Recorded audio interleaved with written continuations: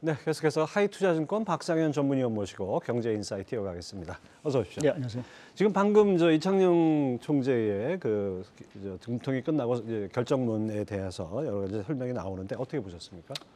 예, 뭐 예상된 정도의 수준으로 아직까지 제가 본 것까지는 뭐 그 정도 수준으로 평가할 수 있는 부분들이고요. 뭐 또 오늘 25p 인상도 어느 정도는 시장에서 뭐 예상한 정도의 수준이기 때문에 금융시장, 뭐 특히 뭐 채권 시장이라든지 주식시장에는 사실은 큰 영향이 없을 거로 좀 보고 있습니다. 다만 이제 관심은 여기서 더 올릴 수 있느냐라는 부분이 이제 좀 핵심 과제일 것 같은데요. 뭐 좀 전에도 한은 총재께서 말씀하셨지만 올해 성장률이 당초 한은이 예상한 것보다 이제 낮아질 수 있다. 1.7%라고 올해 성장률을 작년 11월에 예상했는데 그보다 밑돌 것이다. 예, 밑돌 가능성이 있다라고 언급을 하신 거로 봐서는 뭐 물가 압력 자체가 여전히 높은 수준이긴 하지만 경기 또 더구나 이제 최근에 뭐 부동산 가격이 정부의 어떤 규제 완화로 뭐 심리가 다소는 조금 안정을 좀 찾고 있긴 하지만 여전히 상반기에 부동산 가격의 추가 하락 가능성은 상당히 높다라는 측면에서 보게 되면 한은이 여기서 추가적으로 금리 인상에 나서기는 조금 어렵지 않을까 좀 생각을 하고 있습니다. 물론 이제 그 미 연준의 그 금리 인상 사이클 뭐 어제 이제 소비자 물가가 다행스럽게 그래도 뭐 시장 예상치에 준하는 좀 안정세를 보였기 때문에 연준도 이제는 뭐 25p 인상으로 사실은 좀 돌아설 것 같긴 한데요.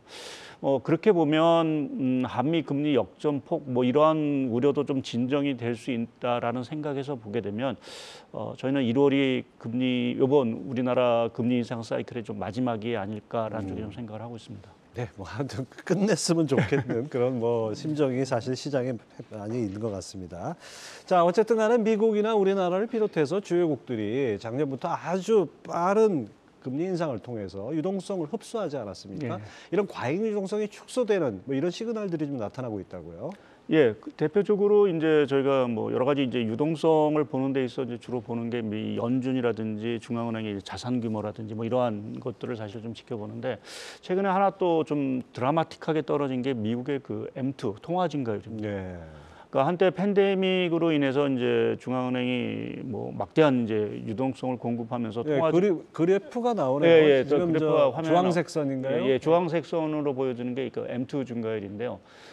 한때는 그게 그 27%, 뭐 역사상 거의 뭐 최고 수준까지 사실은 좀 올라갔던 부분들인데 최근 11월 데이터를 보게 되면 전년 동월 기준으로 0%대까지 떨어졌습니다. 마치 뭐 칼날 같습니다. 예, 그러니까 지금 여하튼 그 지금 시중에 막대하게 이제 어떻게 보면 이제 돈을 풀고 그것이 이제 돌아다니는 그 유동성 자체가 상당 부분 이제 줄어들기 시작을 했다라는 좀 생각을 하고 있고요. 0%라는 거는 미국에서 그 M2 증가율이 59년부터 이제 새롭게 발표가 됐는데 사상 처음입니다. 그래서 저 추세를 보게 되면 내년 초에는 이제 마이너스 증가율까지도 나올 수도 있다라는 이 상태하면 진짜 마이너스로 들어갈 수 그래서 있겠네요. 나올 수 있다라고 생각해 보면 우리가 그동안 사실은 과잉 유동성으로 인해서 상당히 이제 여러 가지 부작용들, 물가도 이제 상당 부분 자극을 했고 자산 가격 자체도 상당히 자극을 한 상황들이기 때문에 연준이 뭐 물가 안정이란 부분도 있지만 저러한 과잉 유동성 자체를 어떻게 보면 이제 흡수해야 되는 어떤 그런 필요성 때문에 금리를 공격적으로 올렸는데 뭐 저 흐름이라고 하면 연준도 이제 조금은 금리 인상 사이클을 조금 종료할 수 있는 어떤 중요한 시그널이 아닌가 좀 판단을 해볼 수 있을 것 같습니다. 네, 그렇군요.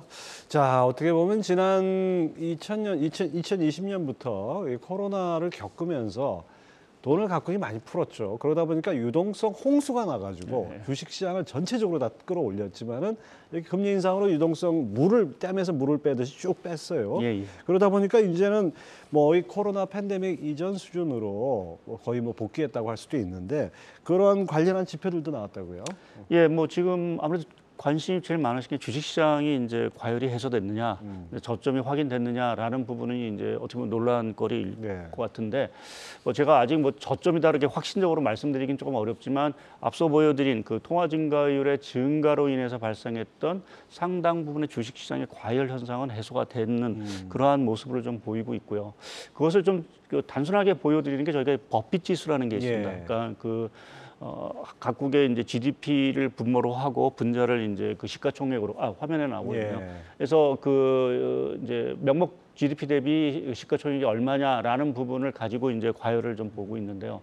뭐 한때 아까 통화증가율 보여듯이 그 저 버핏 지수 자체가 GDP 대비해서 그러니까 시가총액이 한 260%까지 사실은 올라갔던 상황에서 상당히 이제 과열이었다라고 이제 얘기들을 상당히 많이 했는데 뭐 지난해 워낙 이제 뭐 기술주를 중심으로 해서 상당히 이제 조정을 받다 보니까 지금 버핏 지수 자체가 이 팬데믹 직전 수준까지 이제 회귀를 했습니다. 그래서 한 160% 정도까지 회귀를 했는데 물론 이제 저 수준이 이제 과거 2003년하고 2019년 평균치를 대비해 보면 여전히 높은 수준이기 때문에 아직도 과열이다라고 얘기할 수 있는 부분도 사실은 있습니다. 근데 제 판단으로는 사실은 2017년, 18년부터 시작해서 이제 4차 산업이라든지 기술주 혁명, 뭐 기술 혁신 이러한 새로운 어떤 패러다임 자체가 들어왔다라고 보면 우리가 과거 2003년이라든지 뭐 2000년대 그 버핏 지수를 지금 적용하기 평균치를 적용하기는 좀 무리가 있다라는 좀 판단을 하고 있어서 어찌 보면은 조금 거의 저점 수준에 사실은 다가간 것이 아닌가라는 쪽에 좀 생각을 하고 있습니다. 그래서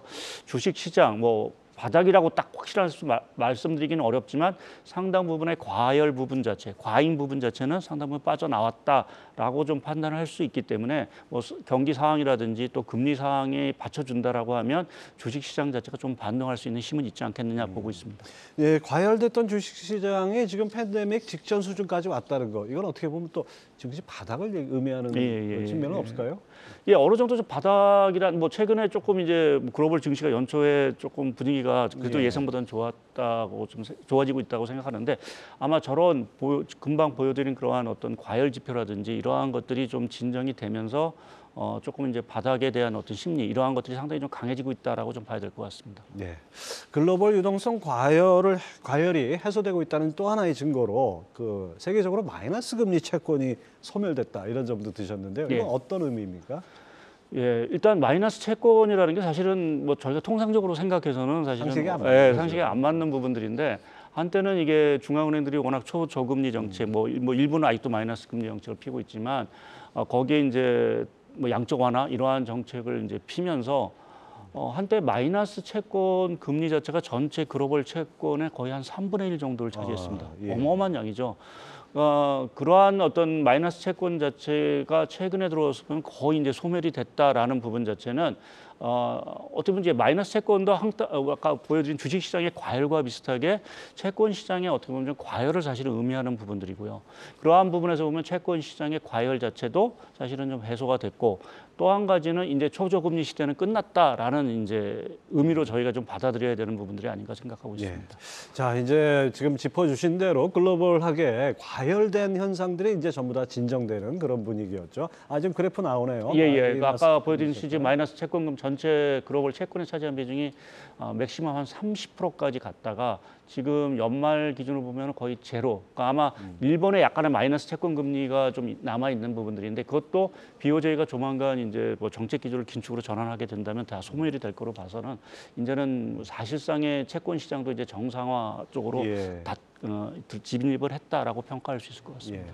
세계적으로 아주 유동성의 힘으로 엄청나게 부풀려 놨던 그런 거품들이 꺼지고 과열이 진정되고 나면 이제 어떻게 보면 결과적으로 글로벌 경제가 앞으로는 어떤 모습을 띌까, 이것이 투자자 여러분한테도 시사하는 바가 클 것 같은데요. 어떻게 보십니까? 일단 좀 뭐 이러한 과잉 현상 자체가 해소됐다라는 측면에서 보게 되면 저 개인적으로는 이제 주식 시장이라든지 이러한 쪽에서 추가 조정폭 자체는 상당 부분 제한적일 수 있다. 그러니까 그동안은 워낙 과열이었기 때문에 상당 부분 그 해소 과정에서 상당히 빠른 어떤 주가 조정도 있었고 또 중앙은행이 그러한 과열을 막기 위해서 금리도 사실은 공격적으로 내렸다라는 부분에서 보면은 이제는 조금은 좀 이제 숨고르기 국면에 이제 간 부분들이고 그렇게 보면 연준도 이제 금리 인상 사이클 자체를 종료를 할 거고 이제는 펀더멘탈 자체가 결국은 어떻게 되느냐 그게 뭐 우리가 지금 경기 침체에 대한 얘기들이 사실 좀 많은데 그러한 것들을 잘 극복한다라고 하면 주식 시장이 생각보다는 사실은 좀 양호할 수 있는 뭐 또 어떻게 보면 좀 정상적인 펀더멘탈을 기반으로 해서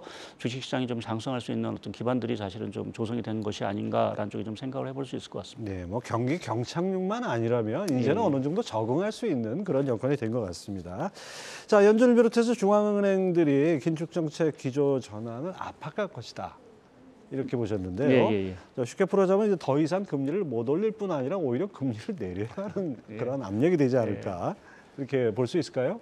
그래서 아직 금리 인하를 얘기하기는 조금 너무 좀 이른 이르죠. 부분들인 것 같고요. 이제 중단이 이제 조기에 이루어지느냐 아니 이루어지느냐라는 부분 자체가 상당히 좀 중요할 부분들인 것 같은데요. 뭐 계속 말씀드리지만 중앙은행의 어떤 정책적인 목표라는 게 물가 안정, 뭐 고용 안정, 또 자산 시장과 어떻게 보면 안정이라는 부분이 어떤 주된 목표일 텐데 일단 그 목표들 자체가 일부 이제 조금 가시적인 성과들이 있다. 자산 시장이라든지 이러한 가격 자체가 안정을 좀 취하기 시작을 했고.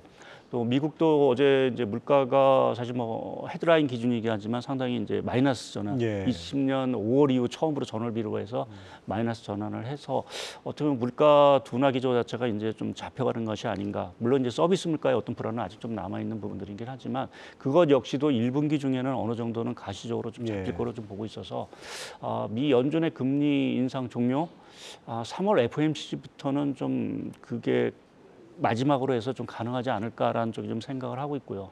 물론 이제 그렇게 됐을 때 우리나라도 앞서 말씀드린 대로 1월이 아마 금리 인상의 마지막이 이번 사이클의 마지막이 되지 않을까라는 생각을 하고 있고 나머지 뭐 20이나 일본은행 같은 경우는 추가적으로 조금 더 해야 되긴 하지만 그것도 역시 조금 상당히 좀 완만한 어떤 긴축 기조로 선회될 수 있는 그 가능성들이 최근에 엿보이고 있다라고 좀 말씀드릴 수 있을 것 같습니다. 네.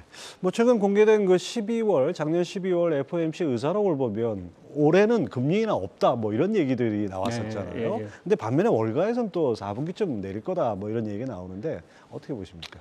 그럼 그거는 이제 뭐 당연히 경기의 둔화폭에 달린 부분들인 것 같고요. 물론 이제 물가 속도라는 둔화 속도라는 부분도 있긴 하지만 뭐 다들 예상하시는 것처럼 물가가 뭐 연준이 예상하는 2%대 이하로 가기는 올해 사실은 좀 어려울 수 있고 그렇게 보면은 금리 인하 여부를 좌우할 수 있는 거는 결국 이제 경기 침체 감도인 부분들인데 현재 뭐 미국의 고용 상황이라든지 뭐 재반 여건들을 좀 보면 뭐 우리가 얘기하고 있는 정말 얕은 침체 뭐 이러한 쪽에 어떤 다가갈 수 있다라고 생각해 보면 연말 금리 인하는 아직은 조금은 생각하기가 조금 어려운 부분들이고 뭐 사후에 조금 더 뭐 미국 경기가 더 가시적으로 둔화된다라고 하면 연말 정도 정말 연말 정도만 12월 정도 가서 금리 인하라는 부분 자체가 좀 논쟁거리가 되지 않을까 좀 생각을 하고는 있습니다. 미국이 금리 인하가 올해 안에 쉽지 않을 수도 있다 그러면은 우리가 미국보다 먼저 금리를 올리기 시작하지 않았습니까? 그럼 우리나라 한국은행은 금리 인하 시점이 내년으로 넘어가야 됩니까? 먼저 낼 수는 없을까요? 그 부분에 있어서는 사실은 대내 리스크 자체를 저는 상당히 조금 오래 중요시 보는데요. 우리나라 뭐 앞서도 말씀드렸듯이 부동산 경기 자체가 상당히 이제 올해는 상당히 큰 리스크예요. 그러니까 부동산과 결부된 지금 부채 리스크도 있고 좀 각종 PF와 관련된 여러 가지 뭐 지난해 말에 뭐 불거졌다가 다소는 좀 안정을 찾았지만 여하튼 부동산 가격이 여기서 우리가 얘기하는 경착륙 뭐 추가적으로 뭐 여기서 뭐 10% 이렇게 더 떨어진다라고 하면 당연히 이제 가계 부채도 좀 뭐 깡통 전세 얘기가 많이 나오는데 그러한 어떤 것들이 이제 가계 부채로 이제 전이가 될 거고요. 또 이제 각종 금융기관에서 제공했던 부동산 PF 부실 문제 뭐 이러한 것들이 결국은 현실화될 수 있는 부분들이 있어서 정부 입장에서는 좀 부동산 뭐 이미 규제 완화를 뭐 강하게 하고 있는 상황들이고 한은이 아마 그러한 것들에 조금은 정책적인 보조를 맞춰 가야 된다라고 하면 미국이 금리 인하를 안 하더라도 우리는 좀 서둘러서 좀 금리 하반기에 금리 인하 카드를 깨낼 수도 있지 않을까 좀 보고 있습니다. 예, 그렇군요. 자, 이제 마지막으로 이제 글로벌 유동성이 해소되는 이 시점 저는 느낌이 이런 느낌이 듭니다. 이거 완전히 느낌적 느낌인데 터닝 포인트나 무슨 변곡점이나 뭔가 전환점인 것 같은 느낌이 들어요. 그럼 이럴 때 투자자 여러분들 투자는 어떤 전략을 짜야 될까요?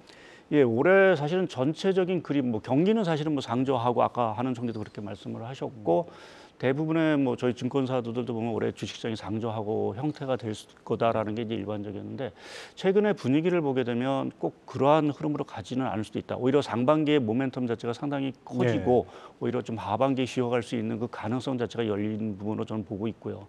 특히 말씀드린 대로 미국의 어떤 금리 인상 사이클이 이제 종료가 다가오고 있고 또 유럽이 최근에 연초 들어와서 상당히 강한 어떤 주식시장 흐름을 좀 보이고 있는데 그거는 이제 유럽의 천연가스 가격이 상당히 이제 안정을 좀 보이고 있고 또 아시겠지만 중국이 지금 제로 코로나 방역 정책 이런 것들을 추진하면서 중국 과관 같은 경우는 2분기 중국 성장률이 전년 동기 대비 9%를 예상을 하고 있습니다. 9.3%. 그러니까 뭐 기저 효과는 있긴 하지만 그렇게 보면 중국의 어떤 강한 경기 모멘텀이 발생한다라고 우리가 생각을 해보면 상반기 지금 연초에 어떤 주식시장이 다소는 조금 과하다 싶은 이러한 랠리를 보이는 것들이 이러한 흐름에 사실은 편승한 것이 아닌가라는 쪽에서 보면 조금은 상반기에 조금 비중을 조금 늘려가는 부분도 하나의 어떤 선택지가 되지 않을까 좀 생각을 하고 있습니다. 뭐 증시에 항상 앞서 반영되기 때문에 경기가 상저하고라면 증시는 상고하저가 될 수도 있는 그런 상황이겠네요.